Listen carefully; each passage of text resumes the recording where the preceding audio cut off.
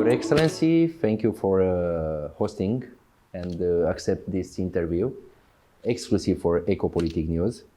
And I want to talk about, and you tell me a few words about Romanian-Indian relation, about your activity as ambassador of India in Bucharest, and about your country. Well, these are very broad topics, so one can speak for several hours on that. I will start with Romania-India relations, which are very good. And this year, we are celebrating 75th anniversary of establishment of diplomatic relations between India and Romania. So in this 75 years, our relations have only grown. And we also celebrate the 10th anniversary of the signing of the extended partnership between India and Romania, which was signed in the year 2013. So after that also, India-Romania relations have improved, and they have diversified to even strategic sectors such as defense, space, atomic energy. So our bilateral relation is not just expanding in terms of intensity, but also in terms of scope. So the areas are widening. About bilateral trade, we can talk later on also, but bilateral trade is one area which has been increasing, and despite the pandemic, our bilateral trade grew to almost $1 billion. This year, we hope that we will cross that figure also. About India again, yes, I will come to your question because you have to be specific exactly what you want to know about India. India is a huge country, so and the only thing I can say is right now, India is the fastest growing large economy, and even as we speak now, India is the fifth largest country in terms of nominal GDP. But if you take purchasing power parity, we are the third largest. In the year 2025, I think we'll cross Germany. About 27, 28 will cross Japan. In the year 2050, we'll even cross United States in terms of nominal GDP to become the second largest economy in the world. From throughout the history till the 18th century, when colonialism started in India, India's economy was the world's largest economy. So slowly we are getting back to that position, because when we got our independence, share of our world economy had come down from 25% of the world's GDP to about 1 point something 1.5%. So that is slowly coming up. Our contribution now to the world's GDP is about 7.5 to 8% right now. What can you tell me about these 10 years of extending the partnership between Romania and India? Yes. As I said, in these 10 years, not just the scope of our bilateral relationship has expanded, but also it has become more intense. And before this, we didn't have bits and pieces. We had collaboration on defense, and we had collaboration on space or atomic energy. These are areas that have also expanded in the last 10 years. We have had high level visits also. In 2018, our vice president visited India. We have a joint economic committee which meets several years, and that has also been meeting frequently. We have foreign office consultations which also happen.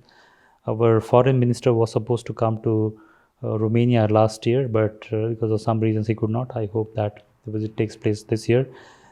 Also, in terms of trade, as I said, bilateral trade had been stagnating for about several years, around $600 million. So that trade has increased to almost $1 billion last year, and we hope to cross $1 billion this year.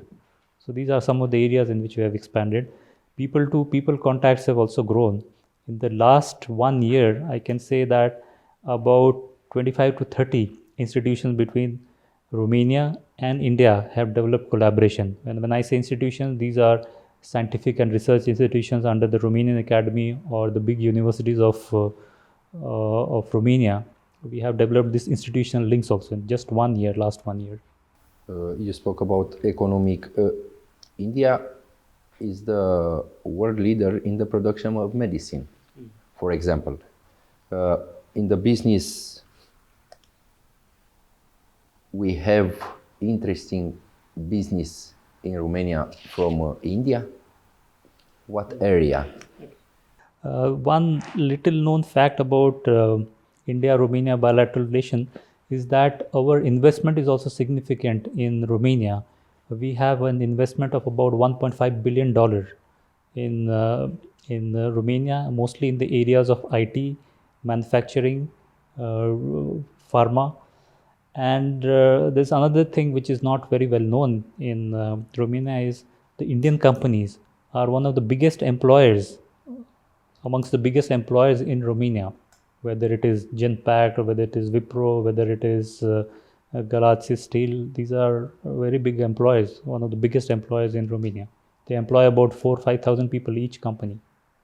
Uh, if if you want to tell me, I know bilateral trade increased about 22%. It's okay in these first 10 months of 2022. Yes.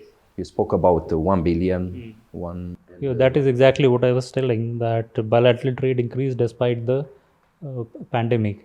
And there are a few things, developments which have happened. One is in the last few years, at least since 2020, we have been also focusing on the regions in Romania, because bilateral trade earlier was concentrated mostly in from Bucharest, companies in Bucharest. So we have expanded also to regions. That is one thing we have done. A few bilateral mechanisms, such as the Romania India bilateral chamber, that has been revived. We also have two similar chambers which have come up, and they are also doing good work in promoting India Romania bilateral trade. So that is why this big jump has happened. The jump was also uh, because of some other steps that we took. For example, we had exhibitions. We have been promoting our exports in local newspapers. So these are some of the steps that we have taken. That has increased our bilateral trade.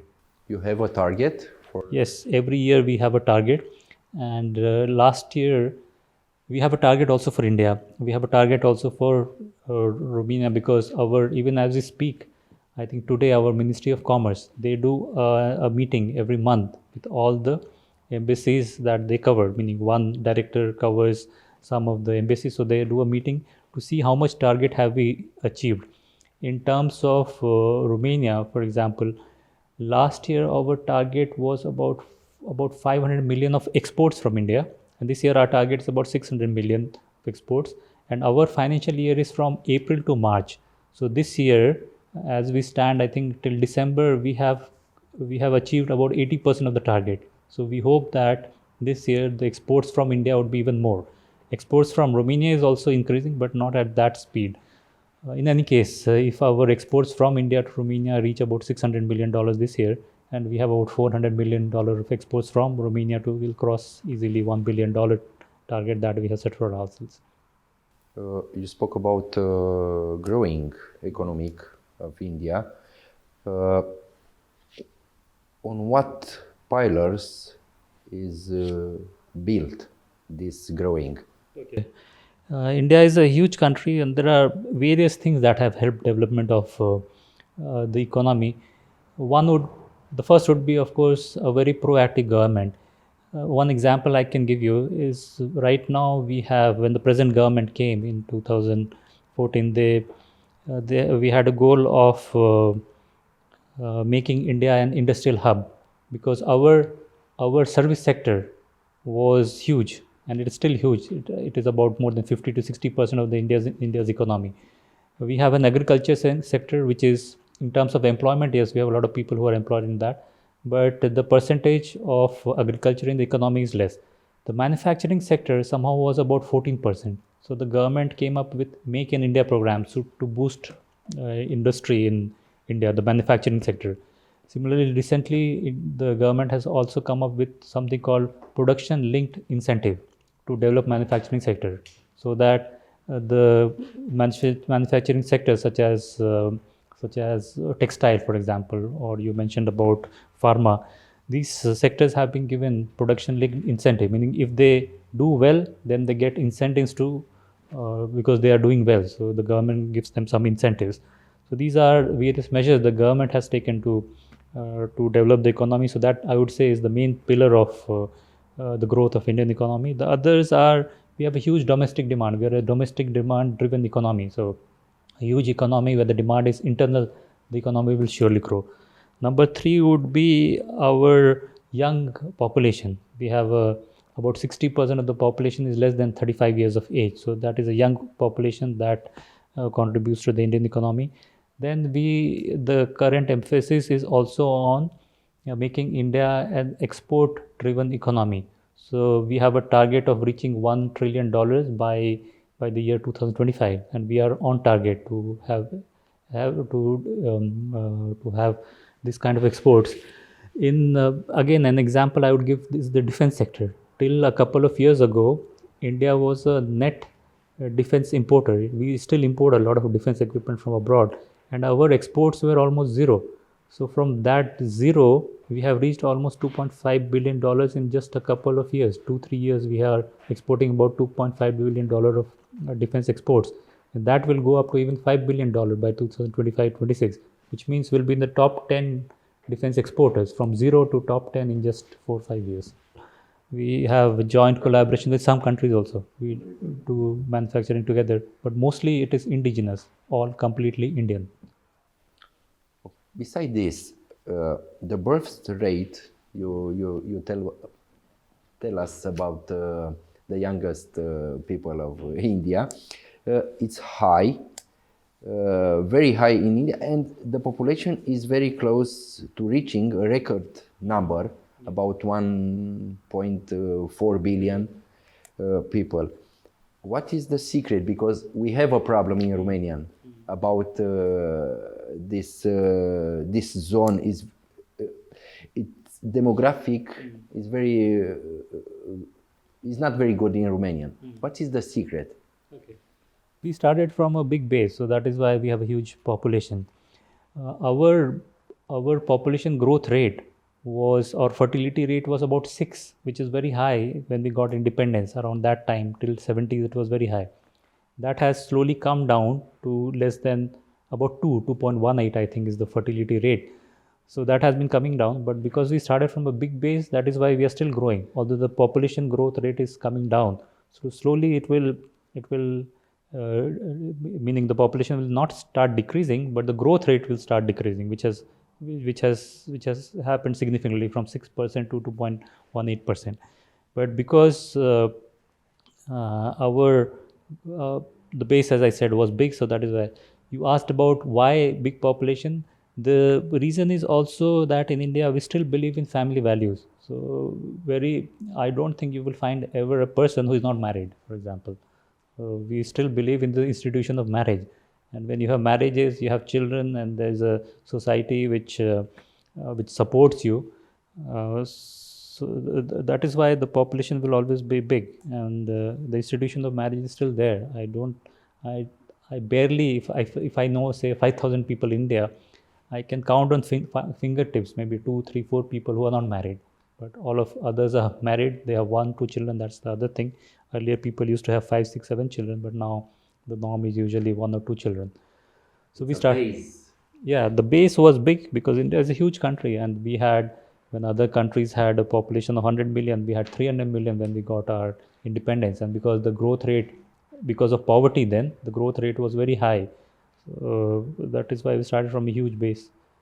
The reason, but yes, why the population is also huge is because the institution of marriage is still there. An interesting topic, especially resiliency, is the one related to the Indian workers who come in our country. Yes. Specialized workers, because we spoke with the employees, and they tell us it's very good workers. Indian workers is very good. What date do you have in this regard? How many Indian workers are in Romania at the moment? Okay. This is a recent trend about blue-collared workers coming to Romania in the last, I would say, 4-5 years. Before that, we had a lot of professionals. They are still there, about 1,500 professionals who work in IT, pharma, those kinds of companies. But in the last 4 5 years, because Romania started opening opening up its companies for getting people from outside, because your population was going to western parts of Europe, so you had a deficiency in terms of workers. In the last because this is a this is a number which fluctuates, meaning people come and go, they come here and go. According to last year's statistics, there are about 4,200 to 500 workers in Romania. And when I say workers, it counts the entire diaspora, meaning about 1,500 or so professionals who are there, who have been there here for a long time. They are usually here for a longer period. But we have also these workers who keep on coming and going. So if you say about 4,500, out of that 1,500 would be professionals, so about 3,000 workers at a given point of time. And this number will increase because we had pandemic. That is why many people who wanted to come, they could not come. And the Romanian embassy in India, it has a long pendency of visas also. Slowly they are clearing. So as they clear this backlog of visas, then we'll have more workers coming here. We expect that maybe 7, 8, 10,000 in the next couple of years. Okay. And in the same context, what is the most important investment Indian investor in Romania? Or if new investment announced? As I said, our total investments are to the tune of about $1.5 billion, and mostly they are in manufacturing or IT or pharma. These are some of the sectors that our companies are present. In all, there are about 450, more than 450 Indian companies here. And when I say Indian companies, this starts from small restaurants to big ones with manufactured steel. So the numbers are also not small, although we would want that more companies should come. Right now, mostly in IT, I see companies in the last couple of years. IT companies which are already present here, or the new ones, they want to expand in Romania. Last year, for example, one company expanded from about 100 employees to about 500-600 employees in Romania. And they're expanding to other cities also. Okay. What message does the Indian ambassador in Bucharest send to Romanians and as well to Indians who live in Romania? Yes. The message to Romanians is I think Romanians have to look beyond what is in the neighborhood, because I see a lot of focus on European Union. That is obvious because you're part of the European Union. Europe is your neighborhood. But the growth of the world economy lies in Asia, and India is a strong factor in that. So people have to start looking towards India also before it is too late.